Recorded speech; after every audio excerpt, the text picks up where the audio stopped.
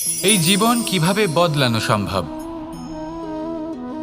কিছু মানুষ বলেন যে নিরন্তর কাজ করলে, পুরুষার্থ পালন করলে এই জীবন বদলে ফেলা সম্ভব। আজ আমি আপনাকে বোঝাবো যে এক মুহূর্ত, সময় আর সিদ্ধান্ত কতটা গুরুত্বপূর্ণ হয়।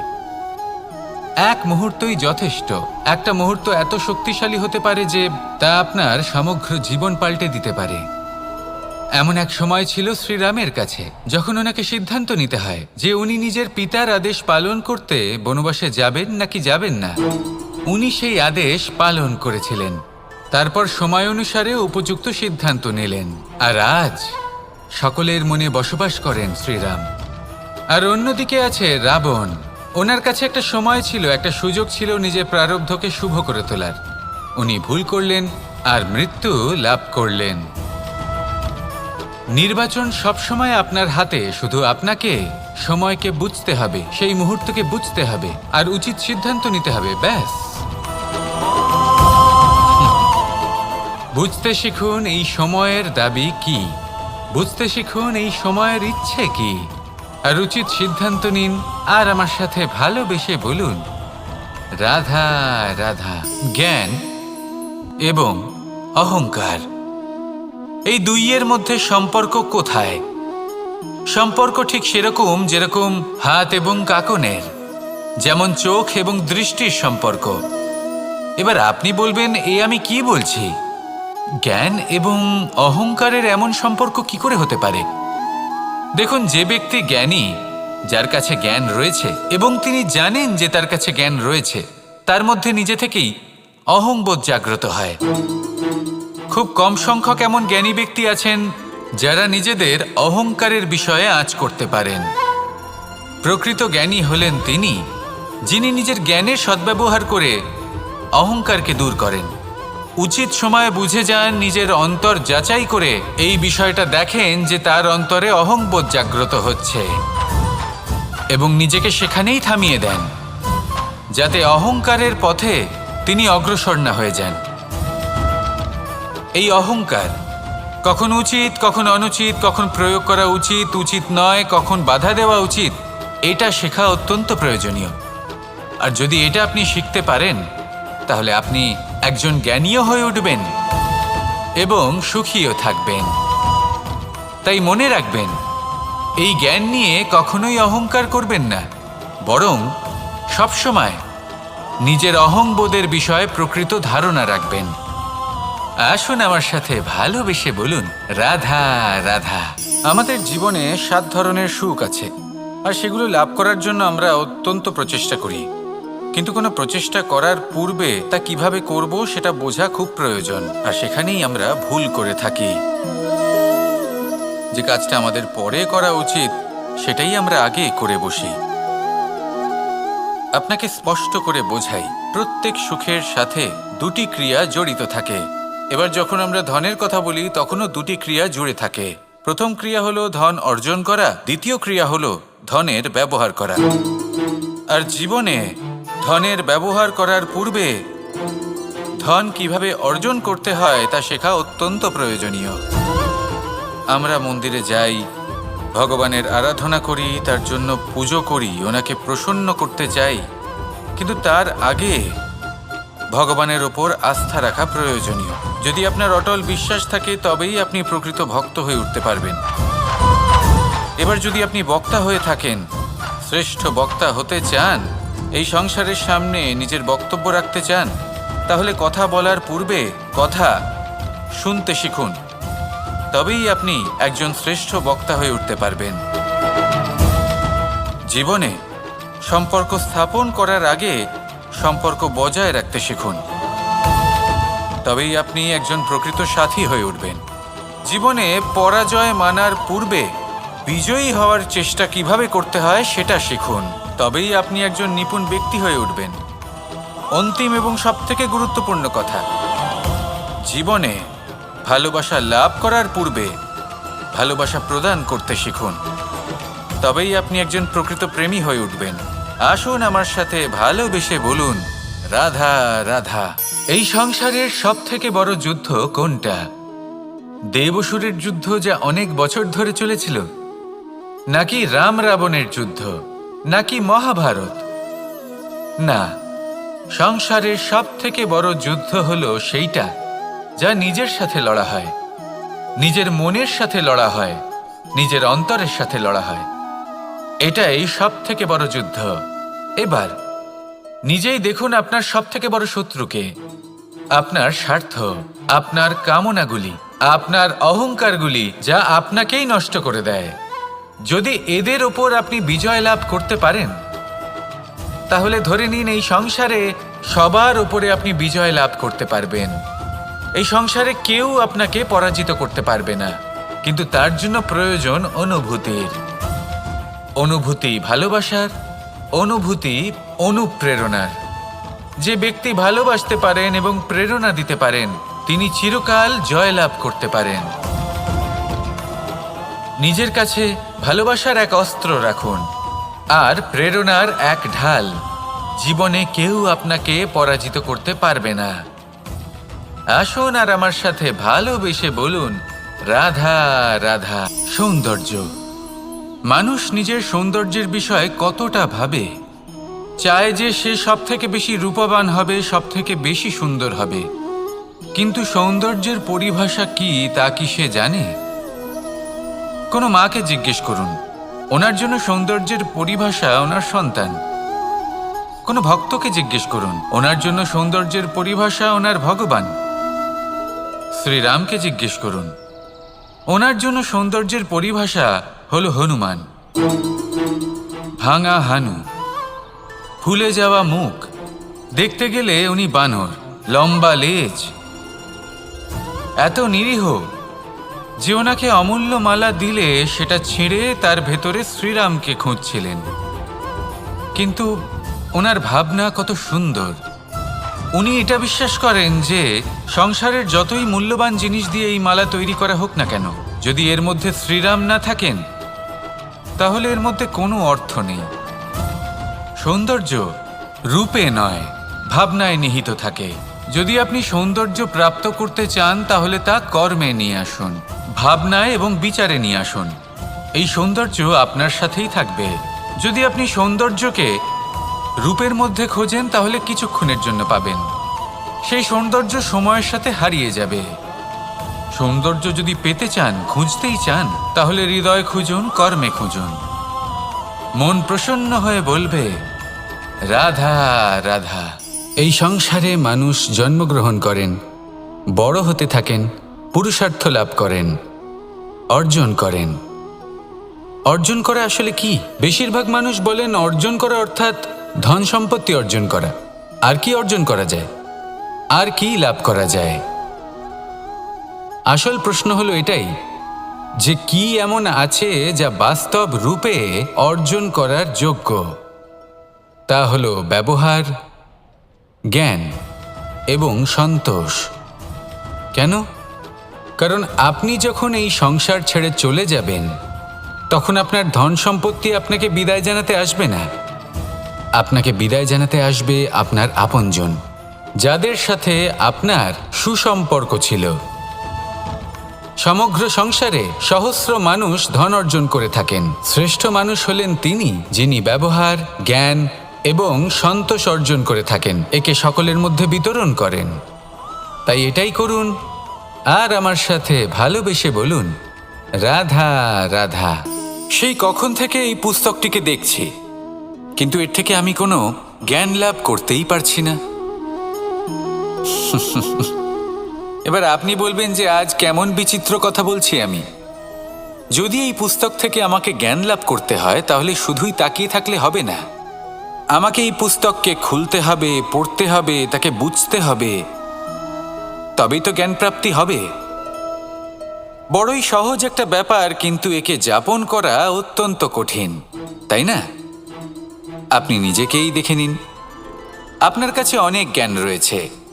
সহজ থেকে সহজতর জ্ঞানের কথা যদি বলি, আপনি এটুকু তো জানেন যে সত্যি কথা বলা ভালো কাজ, দান করা হলো পুণ্যের কাজ।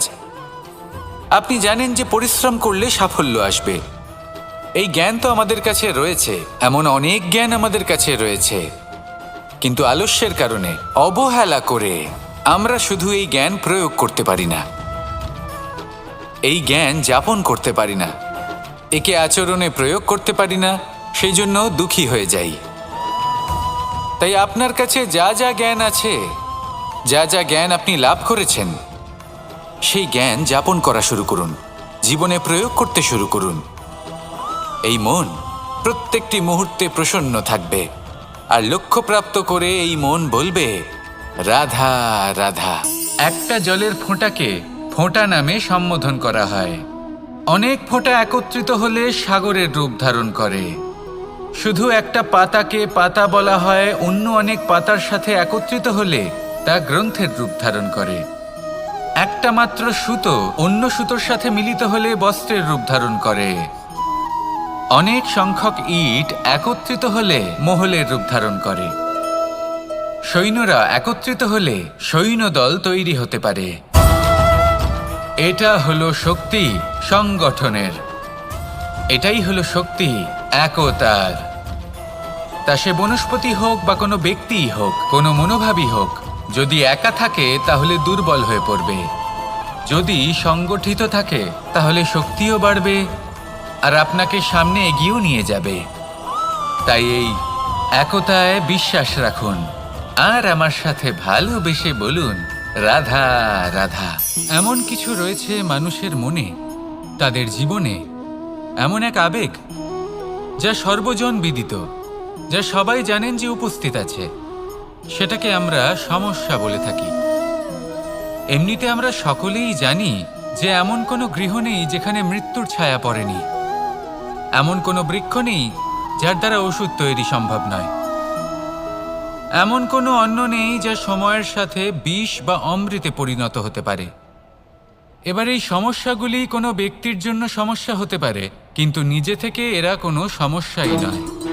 এরা আসে আমাদের সাহায্য করতে, আমাদের কিছু শেখাতে। আপনি নিজেই দেখুন, পর্বতের শিখর থেকে কোনো এক পাখি পড়ে গিয়ে নিজের প্রাণ ত্যাগ করলো। সেটা কখন সম্ভব? যখন সেই পাখি ওড়ার চেষ্টাই করে না। তখন যখন কোনো ব্যক্তি জলে পড়ে যান এবং ডুবে গিয়ে নিজের প্রাণ হারান, এর সম্ভাবনা কখন বেশি থাকে? যখন সেই ব্যক্তি সাঁতার কাটার চেষ্টাই করেন না। তখন এই সমস্যা প্রত্যেকের জীবনে থাকবেই, কিন্তু এটা মনে রাখা প্রয়োজনীয় যে কোনো সমস্যা পরিস্থিতির কারণে সমস্যা হয়ে ওঠে না। এই পরিস্থিতি যখন আমাদের সামনে আসে, আমাদের তা কঠিন মনে হয়, আমরা নতমস্তক হয়ে পড়ি, ভয়ভীত হয়ে পড়ি, তার সম্মুখীন হতে পারি না। তখন তা সমস্যার রূপ নেয়। দৃঢ় হয়ে দাঁড়িয়ে থাকুন সাহসের সাথে, এই পরিস্থিতিগুলির সম্মুখীন হন। দেখবেন সমস্যা কখন সাফল্যে পরিণত হবে আপনি জানতেই পারবেন না। আসুন আমার সাথে ভালোবেসে বলুন, রাধা রাধা। এই সংসারে কখনো কোনো ব্যক্তিকে তার বাইরের পোশাক দেখে বিচার করার চেষ্টা করবেন না, এটা খুব বড় ভুল করবেন। যেমন আমরা জীবনে অনেক সময় এমন করি, ধরুন কোথাও একটা গাছ দেখলাম, খুব বিশাল আকারের একটা গাছ, যেটা মাটির থেকে অনেক উঁচুতে পৌঁছে গেছে, যার বিশাল শাখা আছে। সেগুলো দেখে আমরা ভাবি যে এই গাছে হয়তো কত সুস্বাদু ফল আছে। আমরা সেই গাছের পরিচর্যা করতে থাকি।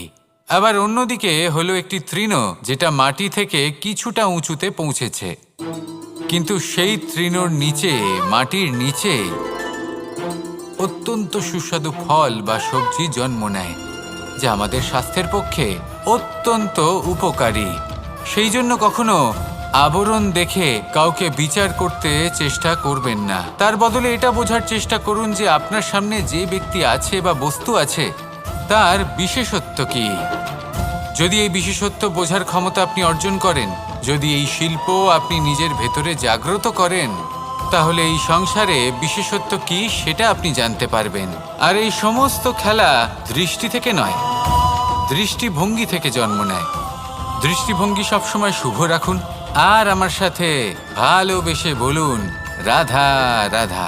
যখন মানুষের মৃত্যু হয় তখন কি হয়? অনেক সংখ্যক মানুষ শোক পালন করতে চলে আসেন। যে ব্যক্তি মৃত্যু লাভ করেছেন তার অনেক বস্তু থাকে যেগুলো তার প্রিয়, যেগুলো তিনি ব্যবহার করেছেন। তার শয্যা, তার বস্ত্র, তার আভূষণ, সব কিছু তার থেকে বিচ্ছিন্ন করা হয়। এবং খালি হাতে তাকে শ্মশানের উদ্দেশ্যে রওনা করা হয়। আমি আপনাকে এই প্রশ্ন করতে চাই, আপনি এই সংসারে কি অর্জন করেছেন? ধন, সম্পত্তি, বস্ত্র, আভূষণ, এই সব কিছু যে আপনি অর্জন করেছেন, আপনার মৃত্যুর পরে তা আপনার থেকে দূর হয়ে যাবে। এর উত্তর হলো একটাই, আপনার কর্ম। শুধু সেটাই আছে যা একান্ত আপনার, আর শুধু সেটাই এই সংসার থেকে চলে যাওয়ার পরেও সংসারেই জীবিত থাকবে। যদি আপনি দুষ্কর্ম করেন, তাহলে এই সংসার আপনাকে একটি অনুচিত উদাহরণ হিসেবে মনে রাখবে যে এই ব্যক্তি খুব পাপী ছিল, অনুচিত কর্ম করতেন। যে পথে তিনি চলেছেন সেই পথে কারোর চলা উচিত নয়। সেখানেই যদি আপনি সৎকর্ম করেন, তাহলে সংসার চিরকাল এটাই বলবে যে খুব ভালো মানুষ ছিলেন, সবাইকে ভালোবাসতেন, সবাইকে সাহায্য করতেন, আমার খুব প্রিয় মানুষ ছিলেন। এটাই হলো শ্রেষ্ঠ কর্ম। সেই জন্য জীবনে শুধুমাত্র ধন, সম্পত্তি, আভূষণ এই সব অর্জন করতে গিয়ে নিজের মনোনিবেশ করবেন না। শ্রেষ্ঠ কর্ম করুন। সংসার থেকে চলে যাওয়ার পরেও এই কর্মই এই সংসারে আপনাকে জীবিত রাখবে।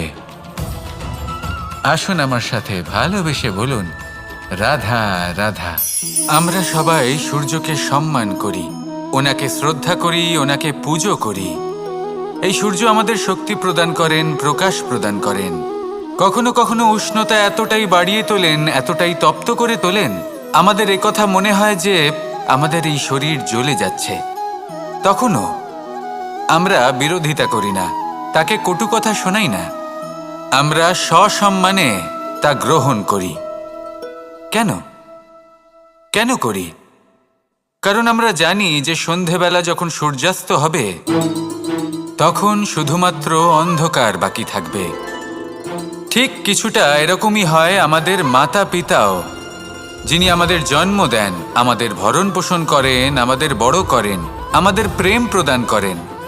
কখনো কখনো তাদের মুখ থেকে কটু কথা নিঃসৃত হয়, আমাদের দুঃখ হয়, কিন্তু তখন আমাদের এটা বোঝা উচিত এগুলি নিঃসৃত হচ্ছে আমাদেরই মঙ্গলের জন্য। যেমন সূর্যদেব, উনিও উত্তাপ দিয়ে থাকেন আমাদেরই মঙ্গলের জন্য, যাতে ফসল পাকতে পারে, যাতে জল বাষ্প হয়ে মেঘ হতে পারে, বৃষ্টি হতে পারে, আর এই সংসারে নিরন্তর জলের প্রবাহ থাকে। আমাদের মাতা পিতা, তাদের কঠোর আচরণ, তাদের কঠোর অনুশাসনের পেছনে লুকিয়ে থাকে ওনাদের ভালোবাসা। আমাদের তা বুঝতে হবে, সসম্মানে ওনাদের গ্রহণ করতে হবে। কারণ ঠিক সূর্যাস্তের পরে যেমন চতুর্দিক অন্ধকারচ্ছন্ন হয়ে যায়, তেমনি আমাদের জীবন থেকে যখন আমাদের মাতা পিতা চলে যায়, তখন আমাদের জীবনেও শুধু এবং শুধুমাত্র অন্ধকারই ছেয়ে থাকে। সেই জন্য নিজের মাতা পিতাকে সম্মান করুন, ওনাদের ভালোবাসা প্রদান করুন। এই মন আর এই জীবন প্রসন্ন হয়ে বলবে, রাধা রাধা। পরিস্থিতি কখনো এটা ভালো থাকে, আবার কখনো মন্দ হয়ে যায়। কখনো এই পরিস্থিতি আমাদের পক্ষে থাকে, আর কখনো এই পরিস্থিতি অনুযায়ী আমাদের চলতে হয়। কোনো বিকল্প থাকে না। কিন্তু যখনই এই পরিস্থিতি খারাপ হয়ে যায়, তখন কি করা উচিত সেই প্রশ্ন মনে জেগে ওঠে। পরিস্থিতি যখন প্রতিকূল হয়, তখন আমরা কিছু হারালে তা হারিয়ে ফেলি, ঠিক আছে, কিন্তু যা বাকি আছে সেটা আমরা আগলে রাখতে পারি। পরিস্থিতিকে সামলে রাখার চেষ্টা আমরা অবশ্যই করতে পারি, শুধু সেটুকুই আমাদের হাতে রয়েছে। কিন্তু এর থেকেও বড় সমস্যা আছে, অহংকার। কখন প্রবেশ করে আমরা জানতেও পারি না। এই অহংকার আপনাকে বুঝতেও দেবে না যে আপনি সত্যি কিছু হারিয়েছেন। আপনার কিছুই যাবে আসবে না। দেখতে গেলে আকাশের সূর্য নিজের প্রকাশ হারিয়ে ফেলে যখন অন্ধকার ঘনিয়ে আসে। তাহলে আমরা কে হই? ওনার সামনে তো কিছুই নই। এই অহংকার আমাদের দমন করতেই হবে। এটা বিশ্বাস করতে হবে যে এই সমগ্র সৃষ্টিতে আমরা শুধুমাত্র একটা কণা, তার থেকে বেশি আর কিছুই নয়। বিশ্বাস করতে হবে যে আমরা ততটাও বড় নই যে কখনোই কিছুই হারাবো না। এবার যেদিন এই জ্ঞান আপনি আত্মস্থ করে নিজের আচরণ পাল্টাবেন, মনে রাখবেন সেই দিনই অহংকারকে দমন করতে আপনি পথে অগ্রসর হয়ে পড়েছেন। এই অহংকারকে দমন করুন আর আমার সাথে ভালোবেসে বলুন, রাধা রাধা। আমি দ্বারকাধীশ এবং আমার সভাতে বিভিন্ন সময় বিভিন্ন ধরনের মানুষ আসেন, নিজেদের দাবি নিয়ে, নিজেদের ইচ্ছে নিয়ে। কখনো কেউ ভোজন চান, আবার কখনো কেউ ওষুধ, কখনো কেউ বস্তু চান, কেউ আবার চান বস্ত্র। কারোর জ্ঞান চাই, কারোর ধন চাই, আবার কারোর বাসস্থান। অনেক সময় আমি এই অনুরোধ, এই ইচ্ছে পূর্ণ করি না। এবার আপনি এটা ভাবতেই পারেন যে কৃষ্ণ তো তাহলে লোভী, ওর কাছে তো সবকিছুই রয়েছে, তারপরেও সে নিজের প্রজার ইচ্ছে পূর্ণ করে না, তাদের সমস্যাগুলি বুঝতে পারে না, তাদের সুখ স্বাচ্ছন্দ্য প্রদান করে না। আসল সত্য হলো এটাই যে কোনো সবল ব্যক্তি, যে কোনো গৃহস্থ ব্যক্তি যে কাজ করতে সক্ষম, তার পরিশ্রম দ্বারাই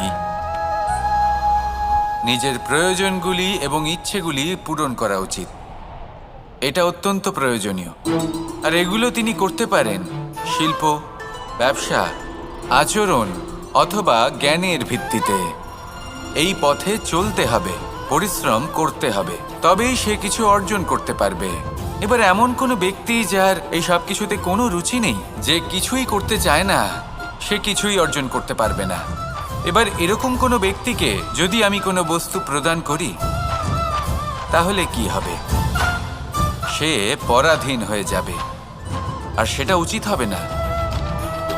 তাহলে কি করা উচিত? তাকে পথ দেখানো, তাকে বোঝাতে হবে যে কোন পথে চলে তুমি নিজের লক্ষ্য প্রাপ্ত করতে পারবে। শিল্প, জ্ঞান, আচরণ এবং ব্যবসা, এই পথে কিভাবে চলে সেটা শেখাতে হবে। আর আমি সেটাই করি। তার ফলে কি হয়? ব্যক্তি স্বাধীন হয়ে যায়। সংসারে সে যা চাইবে তাই প্রাপ্ত করতে পারবে, কখনো কারোর থেকে কিছু চাইবার প্রয়োজন পড়বেই না। এই কথাটা সবসময় মনে রাখবেন। যখনই দান করবেন তা ভাবনা চিন্তা করে এমনভাবে দান করবেন যাতে সামনের ব্যক্তি স্বাধীন হতে পারেন, পরাধীন নয়। আসুন আমার সাথে ভালোবেসে বলুন, রাধা রাধা।